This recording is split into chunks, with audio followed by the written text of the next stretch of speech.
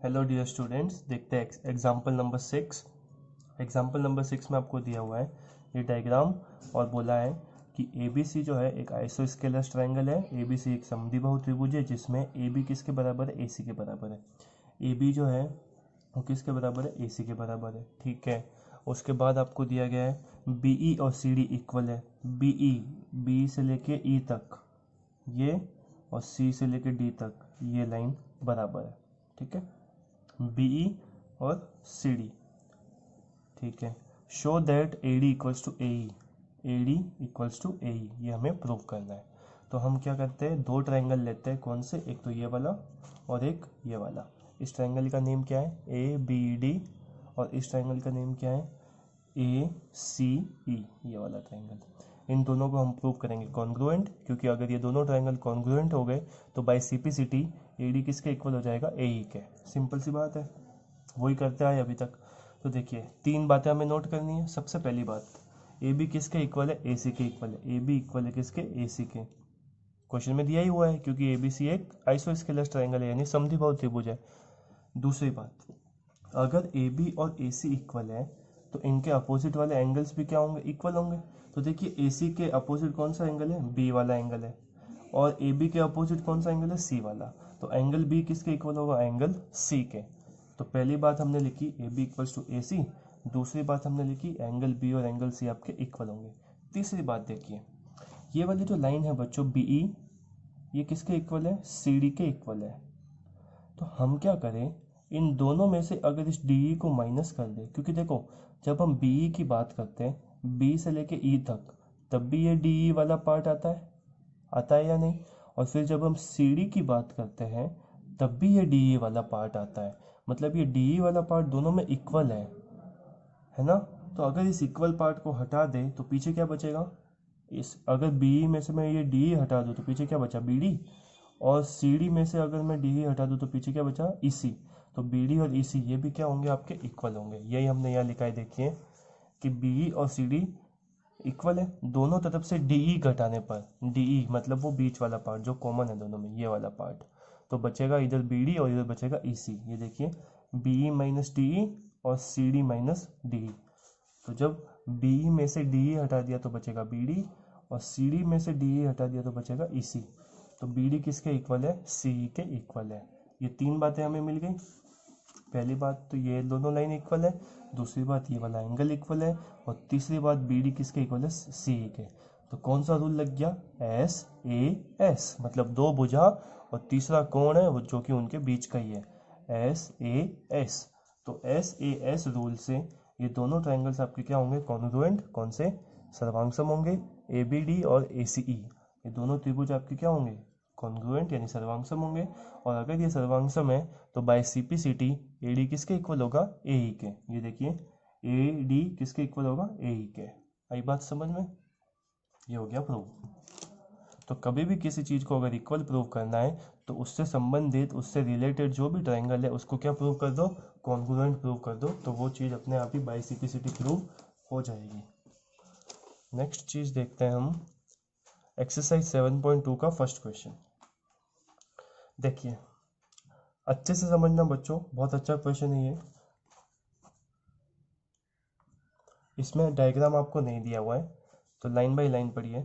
सबसे पहले हमें बनाना है ए बी सी, एक ऐसा ट्रायंगल है जो कि आइसोस्केलेस है, यानी कि समद्विबाहु त्रिभुज है, उसकी दो भुजाएं बराबर है। और वो दो भुजाएं कौन सी है, ए बी और ए सी। देखिए, तो पहले मैंने बनाया एक ट्रायंगल अपने मन से ए बी सी, उसमें ए बी किसके इक्वल है, ए सी के इक्वल है, बना दी मैंने इक्वल। इसके बाद आपको क्या बोला है कि बी ओ जो है वो बाइसेक्टर है एंगल बी का, और सी ओ जो है वो बाइसेक्टर है एंगल सी का। बाइसेक्टर मतलब कोण समद्विभाजन, कोण समद्विभाजक। तो जो ये बी ओ वाली लाइन है ये कोण समद्विभाजक है किसकी, बी वाले कोण की। मतलब ये 1 नंबर और 2 नंबर, ये दोनों एंगल्स क्या होंगे, इक्वल होंगे। इसी टाइप से ये वाली जो लाइन है सी ओ, ये कोण समद्विभाजक है किसकी, सी वाले कोण की। मतलब एंगल 3 और एंगल 4 ये भी क्या होंगे, इक्वल होंगे। देखिए, यही लिखा है 1 इक्वल्स टू 2 और 3 इक्वल्स टू 4 है। तो आपको शो करना है, दर्शाइए कि O B equals to O C, कि ओ बी मतलब ये वाली line equals to O C, ये वाली लाइन, ये दोनों लाइंस क्या है, इक्वल है। एक चीज़ तो आपको ये प्रूव करनी है। दूसरी चीज़ आपको क्या प्रूव करनी है, देखिए दूसरी चीज़ आपको ये प्रूव करनी है कि AO bisects angle A। AO कौन A को समद्विभाजित करता है, AO का आएगा जब हम A को O से ज्वाइन करेंगे तभी AO मिलेगा। तो हमें तीसरी चीज़ ये बतानी है कि जो ये AO है ये इस वाले कोण A को क्या करता है, समद्विभाजित करता है। मतलब इस कोण को हमें किसके इक्वल प्रूव करना है, इस कोण के। अगर ये दोनों कोण बराबर हो गए इसका मतलब AO क्या करेगा, इस वाले एंगल को समद्विभाजित करेगा यानी कि बाइसेक्ट करेगा। तब देखिए स्टार्टिंग से समझाता हूँ मैं आपको। सबसे पहली बात, ABC आपकी क्या है, एक आइसोस्केलस ट्राइंगल है यानी समद्विबाहु त्रिभुज है। तो मुझे एक सीधी सी बात बताइए, अगर AB और AC बराबर है तो कोण B और कोण C भी क्या होंगे, बराबर। बराबर भुजाओं के सम्मुख कोण क्या होते हैं, बराबर होते हैं, है ना। Angles opposite to equal sides are also equal, बताई थी थ्योरम अभी थोड़े दिन पहले। तो एंगल B किसके इक्वल होगा, एंगल C के। अब एक बात बताओ बच्चों, आपके पास 100 रुपीज़ है, मेरे पास भी 100 रुपीज़ है। अब आपकी जो मनी है उसको दो इक्वल पार्ट में ब्रेक किया, मतलब 50-50 कर दिया। तो मेरी भी मनी को 50-50 कर दिया, मतलब अपने पास जो पार्ट्स हुए वो भी इक्वल ही है ना। जैसे देखो एंगल B और एंगल C आपके इक्वल है, आई बात समझ में। अब B का भी आधा कर दिया, C का भी आधा कर दिया, मतलब हाफ। तो इसके आधा करने पे कौन से एंगल मिले, 1 और 2, और इसका हाफ करने पे कौन से मिले, एंगल 3 और 4। तो ये अगर पूरे पूरे एंगल सेम है तो इनके आधे आधे एंगल भी तो क्या होंगे, सेम ही होंगे। मैंने यही लिखा है यहाँ पे कि सिंस चूंकि B और C इक्वल है तो 1 2 3 4 ये चारों आपस में क्या होंगे, इक्वल ही होंगे। जैसे मान लीजिए ये 60 है और ये भी 60 है, तो हमने इसका आधा किया तो ये 30-30 के हो गए, इसका भी आधा किया तो ये भी 30-30 के हो गए। मतलब ये चारों एंगल्स आपके क्या आ रहे हैं, इक्वल ही आ रहे हैं। ठीक है। अब देखिए, तो ये जो फर्स्ट वाला है ना क्वेश्चन जो आपको प्रूव करना है OB इक्वल्स टू OC, ये वैसे ही प्रूव हो गया। देखो कैसे, कि ये वाला एंगल नंबर 2 और एंगल नंबर 4 ये इक्वल है। अब जो थ्योरम हमने पढ़ी थी आइसोस्केलस ट्रायंगल की, उसका अपोजिट यूज हो रहा है। पहले क्या होता था कि अगर साइड्स इक्वल है तो उनके अपोजिट वाले एंगल इक्वल होंगे। अब देखो इस वाले ट्रायंगल में देखो OBC में अगर एंगल्स इक्वल है तो उनके अपोजिट वाली साइड्स क्या होगी, इक्वल। तो B के अपोजिट कौन सी साइड है, OC, और 4 के अपोजिट कौन सी, 2 के अपोजिट कौन सी साइड है, OC, और 4 के अपोजिट कौन सी साइड है, OB। तो OB किसके इक्वल होगी, OC के। क्यों होगी, आइसोस्केलस ट्रायंगल की प्रॉपर्टी है। तो पहला तो प्रूव हो गया। दूसरा हमें प्रूव करना है कि AO बाइसेक्ट एंगल A। तो देखो हम इस ट्रायंगल को और इस ट्रायंगल को, इन दोनों को क्या प्रूव कर देंगे, कॉन्ग्रुएंट प्रूव कर देंगे। अगर इन दोनों को कॉन्ग्रुएंट प्रूव कर दिया इसका मतलब आपके ये दोनों एंगल्स क्या होंगे, इक्वल होंगे। तो पहली चीज AB किसके इक्वल है, AC के इक्वल है। इस पे ध्यान ही मत देना आप, AB किसके इक्वल है, AC के इक्वल है। दूसरी चीज एंगल 1 किसके इक्वल है, एंगल 3 के इक्वल है। और तीसरी चीज अभी अभी हमने प्रूव किया OB किसके इक्वल है, OC के इक्वल है। तो कौन सा रूल लग गया, देखो बच्चों, SAS। तो इस रूल के अकॉर्डिंग ये दोनों ट्रायंगल्स क्या होंगे, आपके कॉन्ग्रुएंट होंगे। और अगर ये दोनों ट्रायंगल कॉन्ग्रुएंट है तो ये दोनों एंगल्स क्या होंगे, इक्वल। और अगर ये दोनों एंगल्स इक्वल है मतलब AO क्या करता है, बाइसेक्ट करता है किसको, एंगल A को।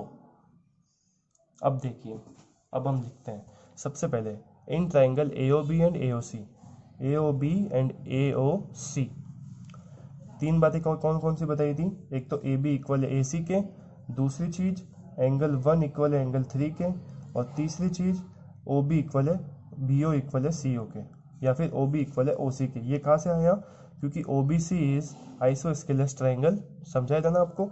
OBC क्या है, आइसोस्केलस ट्राइंगल है। क्यों है, क्योंकि एंगल 2 और एंगल 4 इक्वल है। अगर ये दोनों एंगल इक्वल है तो इनके अपोजिट वाली साइड भी क्या होगी, इक्वल होगी।